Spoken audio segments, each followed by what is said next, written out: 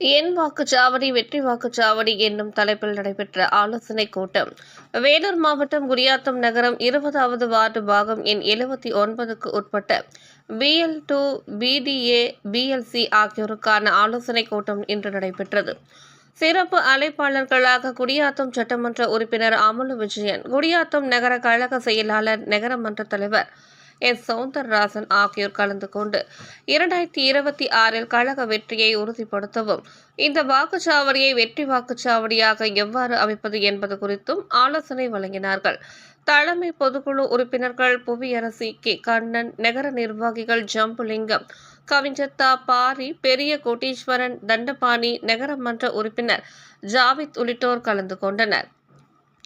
நகர கிளை தகவல் தொழில்நுட்ப அணி நிர்வாகி பூபேஸ் அவர்கள் அனைவரையும் வரவேற்றார்.